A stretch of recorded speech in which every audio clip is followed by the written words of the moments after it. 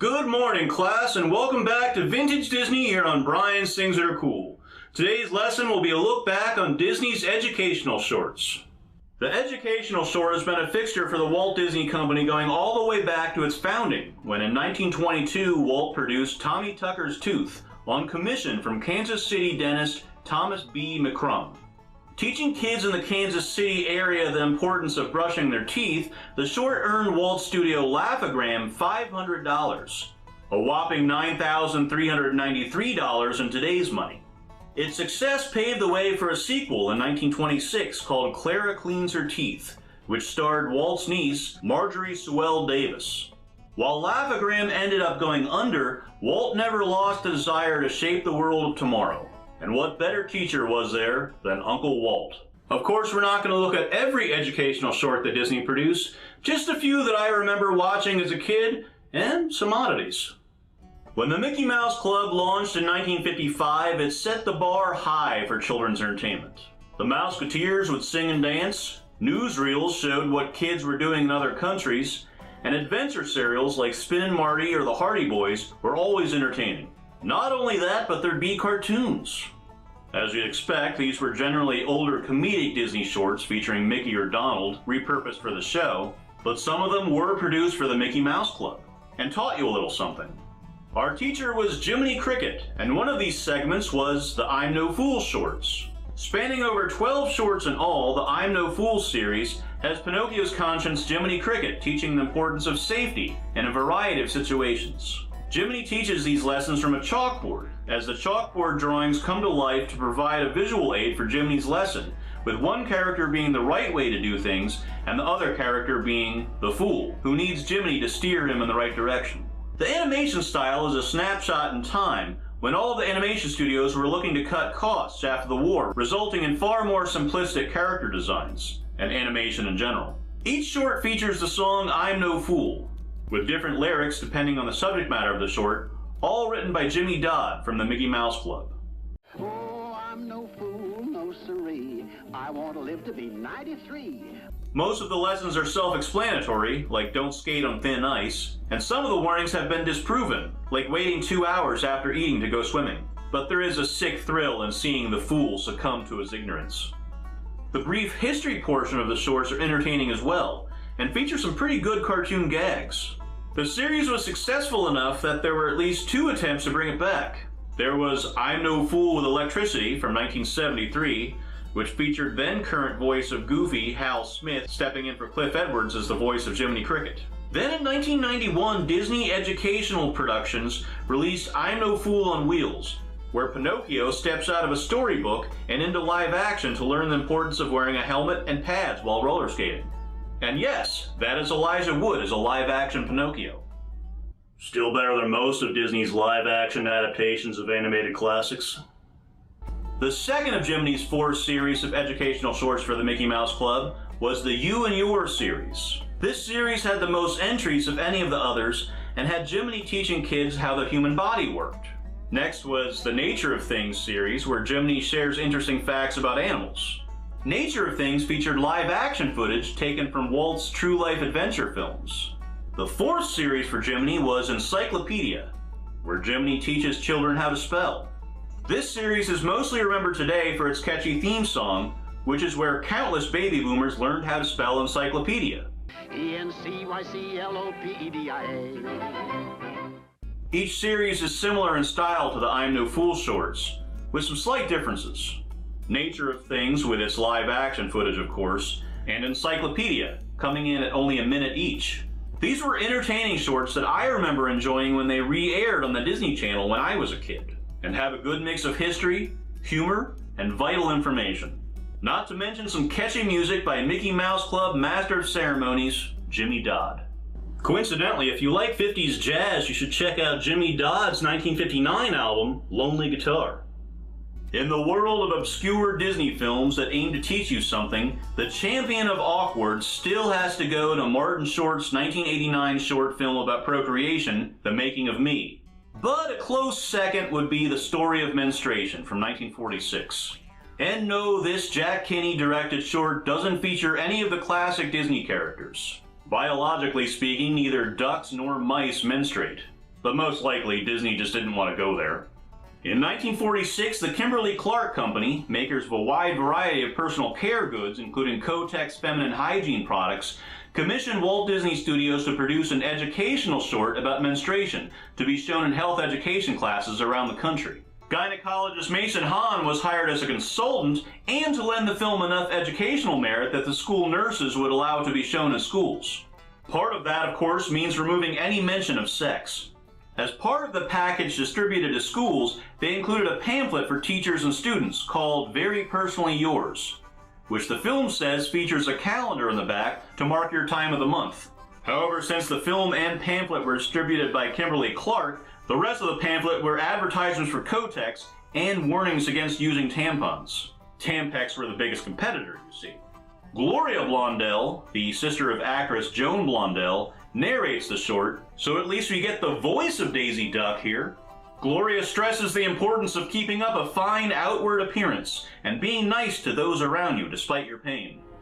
After all, no matter how you feel, you have to live with people. You have to live with yourself, too.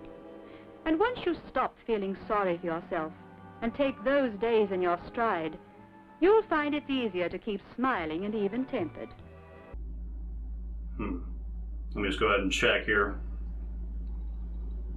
Yep, this was made by men. Westinghouse Electric and Manufacturing Company had just changed its name to Westinghouse Electric Corporation when it commissioned the Walt Disney Company to make 1945's The Dawn of Better Living. During the war, the Disney Company made propaganda and training films for the U.S. military and decided to keep the commission films going after the war to keep artists sharp. These were generally for industrial purposes, advertising, or of course education. The Dawn of Better Living begins on one particular residential lot and follows its progress in home design and lighting methods from 1690 to the present day of 1945. A log house lit by torches gives way to a cottage lit by candlelight, only to progress to the gas lamp and so on. With the exception of a brief sequence of animated home appliances, 2 brief clips of a Pluto cartoon, and a silly symphony short, there aren't any characters as we take a trip through time, but I couldn't help being reminded of one of my favorite Walt Disney World attractions, Carousel of Progress. In fact, it was early examples of these type of industrial films that inspired that attraction. As John, the father, navigates the audience through the changes in Carousel of Progress, The Dawn of Better Living has a similar narrator with a perfect storyteller voice. I wasn't able to find out who provided the narration, but it sounds a lot like John McLeish, who did the narrations for the Goofy how-to shorts. The animation in The Dawn of Better Living is limited, but gives the impression of stepping into a 1945 issue of Better Homes and Gardens. The mid-century designs of the living room furniture, the appliances, and yes, even the home's lighting, makes me insanely jealous. The art is so beautiful that Walt even released it as a book called Electrical Living. The Dawn of Better Living offers some amazing art, an exciting sense of where we're going and where we've been, and a keyhole into the minds of Americans coming back from the war and their dreams for the future. To better drive these lessons home, Disney would often turn to their stables of beloved characters to teach important lessons. By the late 1950s and early 1960s, Donald Duck had become incredibly popular with the public. 1961 saw Donald as a litter bug, whose thoughtless discarding of trash makes the world around him look terrible. The same year, Hamilton Lusk, who was known for his educational shorts, cast Donald as a caveman, who learns how the invention of the wheel will affect mankind from 2 jive-talking live-action silhouettes called the Spirits of Progress. Well, you young whippersnapper, you name me a better invention. Senseville, Daddy-O. Try this for size. Like a don't you dig the airplane to be greater? Why, without the old wheel, that thing would just go to pot. How to Have an Accident at Work and How to Have an Accident in the Home sees Donald learning the importance of safety from J.J. Fate. Donald's Fire Survival Plan from 1966 featured live-action segments with Walt himself, teaching Donald that he must have a plan to protect his family if a fire should break out in his home. It's interesting to note that this short briefly mentions the dangers of inhaling poisonous smoke, as Walt's mother Flora died due to a gas leak in the home Walt had bought for her shortly after the release of Snow White. Walt never forgave himself. In 1967, the Population Council commissioned Disney Studios to produce Family Planning, where Donald introduces the concept of birth control. One of Donald's most effective shorts from this period is the beautifully animated Donald in Math-Magic Land from 1959. Director Hamilton Luske brings us this Oscar-nominated short that has Donald visiting Math-Magic Land, where despite biases towards math, he soon learns that everything he holds dear, including music and games, exists because of math. Donald Duck in Math-Magic Land was shown before Darby O'Gill and the Little People, and though it didn't win any Oscars that year, it was shown in schools and became one of the most popular educational shorts for Disney. With the success of Donald Duck came the desire for Disney to expand the Duck universe. One such character was Donald's paternal uncle, Ludwig von Drake. As a scientist, lecturer, psychologist, and world traveler, Ludwig's animated shorts were generally educational in nature. My favorite of these, A Symposium on Popular Songs from 1962, is a music appreciation class done in Ludwig's own eccentric style. As it turns out, Ludwig is the creator of every popular music style of the 20th century, and through stop-motion animated segments, he takes us on a journey through music from ragtime to rock and roll. The expertly crafted parodies of ragtime, the Charleston, Depression-era pop music, crooner ballads, doo-wop, and rock and roll were written by the Sherman Brothers with Tutti Camarata. The final two segments are close to the style that the Sherman Brothers and Tutti Camarata were producing for Mouseketeer Annette Funicello's pop career.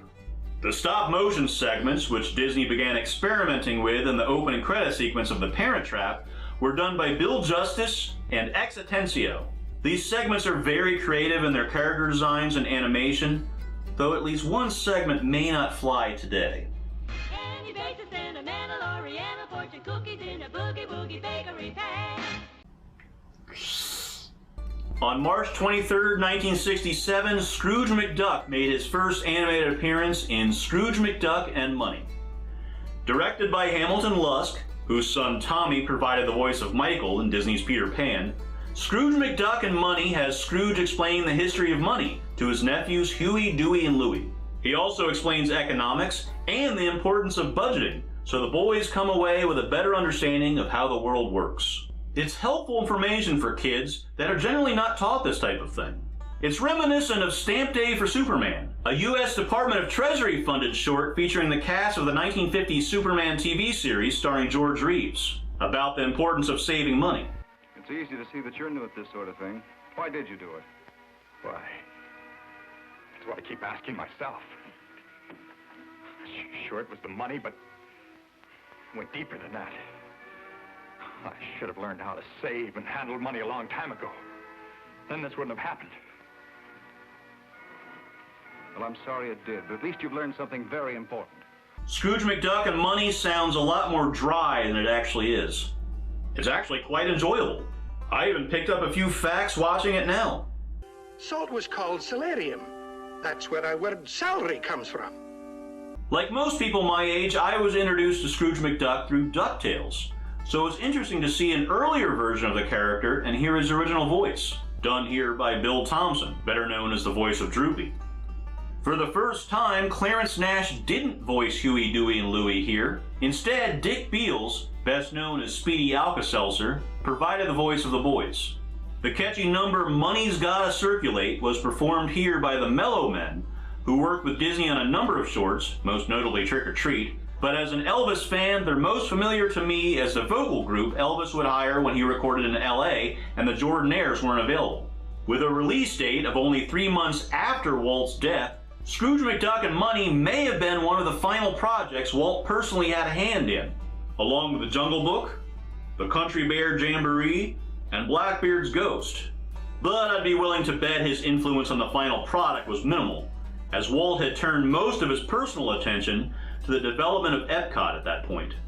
Still, it's a strong short with some interesting information and a good message for kids. I think Walt would be proud. In 1945, the coordinator of Inter-American Affairs commissioned the Walt Disney Studios for a line of educational films for developing countries in South America. Each short opens with a title screen and music reminiscent of the newsreels that were shown in movie theaters at the time. Judging by the animation and the shorts themselves, I tend to believe these were churned out very quickly. As with Jiminy Cricket's I'm No Fool, we generally have two characters, one who does things the right way, and a character who would do everything wrong. In this case, we had Careless Charlie. An idea that presents itself in a couple of these shorts is that Charlie uses his cornfield as a toilet. The narrator is always there to show him the error of his ways. The narrator can be unintentionally hilarious, however. But suppose someone should steal your ox. Suppose they should get sick and die. Mr. Pig, you're dead now. Thank you. But what if your house should burn down, like this? Now, why do you have all these bones? Well, the best way to answer that is to take your skeleton away and see what happens. Oh, look out. Down you go. You see, you really need that skeleton. He's an asshole. Careless Charlie wasn't featured in each installment. Some of them were meant to teach mothers how to care for a new infant. Here, our subject has just given birth to her 5th child and is learning how to care for him. I kind of feel bad for the other 4 kids. While some of the ideas are repeated and things may be oversimplified, these were important shorts for developing nations. And lessons like healthy eating, sanitation, the effects and causes of tuberculosis and malaria, and child care were valuable lessons. Germs and disease can be some pretty heavy stuff, so let's lighten it up with Goofy. Goofy has long been my favorite Disney character, and I think part of that is that he's seen the most growth as a character. Going all the way back to 1932's Mickey's Review, where he was just an annoying audience member named Dippy Dog, all the way to the 90s when he became a loving single father to his son Max. Somewhere in between, though, he became the symbol of an everyman. And in this role, he navigated the world of modern living with his hilarious how-to shorts. Most of these were played for laughs, but they did lead to 2 shorts that were educational in nature. Freeway Phobia from 1965 finds the goof teaching you how not to drive on the freeway. In his everyman persona, we meet 3 different Goofies in this short. There's the overly timid driver, the overly aggressive driver, and the careless driver, the guy you see doing everything but paying attention to the road. Les Clark and Jack Kinney directed this short, as they did a number of the shorts in this episode, and this and its sequel, Goofy's Freeway Trouble, were the last time Goofy's original voice actor, Pinto Colvig, would voice the character, before his death in 1967. While the first short dealt with 3 examples of bad drivers, Goofy's Freeway Trouble deals with one in particular. We meet a Goofy who is a continuation of the careless driver, but this time his problems on the road are caused by neglecting maintenance on his car, not securing large loads attached to his car, and not planning ahead when gassing up. Through Goofy's ineptitude, we learn the protocol of handling breakdowns on the highway, and avoiding outside forces that will affect the driver himself, like being too tired, alcohol, or the weather. While things have changed since these shorts came out, we generally measure how close we are to other cars by time and not car length now, there's still some pretty valuable information to be had, and there's some top-notch slapstick. On August 28, 1957, Disney released The Truth About Mother Goose, the first picture to be directed by Disney animator Wolfgang Reitherman, who would go on to direct classics like 101 Dalmatians and The Jungle Book. In the short, 3 jesters sing Mother Goose nursery rhymes as actor John Denner narrates 3 animated segments giving the backgrounds of these rhymes we've all known forever. We learn how Little Jack Horner, voiced by Kevin Moochie Corcoran, was about a servant who stole a deed from an estate intended for King Henry VIII that was baked into a pie. How Mary Mary Quite Contrary was based on Mary Queen of Scots, and that the London Bridge is falling down is, not surprisingly, about the first incarnation of the famous bridge becoming a hazard for the people of England. The Truth About Mother Goose was nominated for Best Animated Short Film that year, but lost to the Sylvester and Tweety short Birds Anonymous. 6 years later, The Truth About Mother Goose would be re-edited and worked into Season 10, Episode 7 of Walt Disney's Wonderful World of Color, getting a new introduction from both Ludwig von Drake and Walt himself, and placed alongside Mickey and the Beanstalk. On the subject of nursery rhymes, you'll find many adaptations of these classic stories in Walt's Silly Symphony shorts. One such short was 1935's Who Killed Cock Robin?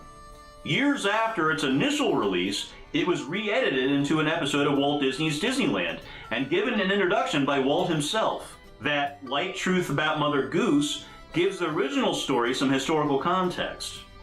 The original 1935 short takes the centuries-old rhyme and turns it into an operetta, with each bird being a character of a then-popular celebrity, like Mae West and Bing Crosby, expertly animated by Joe Grant, who had turned in similar celebrity spoofs in Mickey's Gala Premiere from 1933 and Mickey's Polo Team from 1936. I first saw Who Killed Cock Robin on the Disney Channel in the early 90s, and it was shown with that intro by Walt that originally aired on April 17, 1957. The first book of nursery rhymes, published more than 200 years ago, was called Tommy Thumb's Pretty Songbook. It contained 39 rhymes, and as you can see, it was quite small. Seeing the truth about Mother Goose and Walt's intro to Who Killed Cock Robin was one of those moments I look back on that really inspired my love of history and folklore. Thank you for watching. I hope you enjoyed my look back at Disney's educational shorts. If you'd like to be kept up to date as to when I release a new video, go ahead and hit that subscribe button. And if you really want to be notified, hit that bell as well. I'm Brian, and class dismissed.